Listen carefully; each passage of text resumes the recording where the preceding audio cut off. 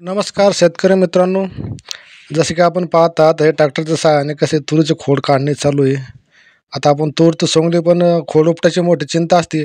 तर म्हणून मित्रांनो बघा असं ट्रॅक्टरचं जुगाड तयार केलेलं आहे आणि ह्या जुगाड तयार करून सनी हे तूर खोड काढणे चालू आहे.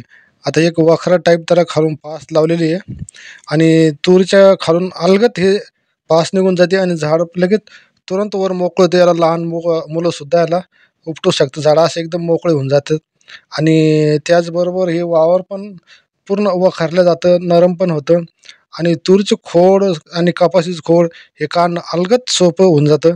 आता हे ट्रॅक्टरच्या सहाय्याने आम्ही जुगाड तयार केलेले आहे आणि हे आता तूरचे बुरखंड उपटणं चालू आहे.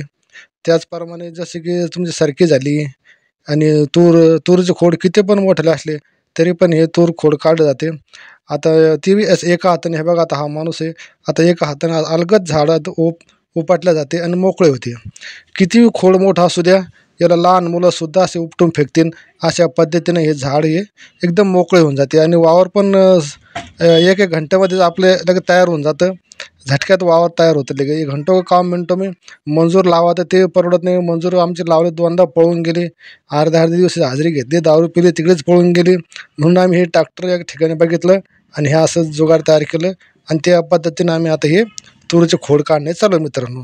आपण हे असं करू शकता. एक तर मंजूर मिळत नाही, त्याचे बी खूप हाल होते. मिळालं तर त्याच्याकडून ते उपटत नाही. तूरीचे खोड बी खूप मोठे-मोठे झालेले आहे. म्हणून असं आम्ही ही पद्धत वापरली मित्रांनो. तर माझं नाव आहे मित्रांनो भगवान तळेकर.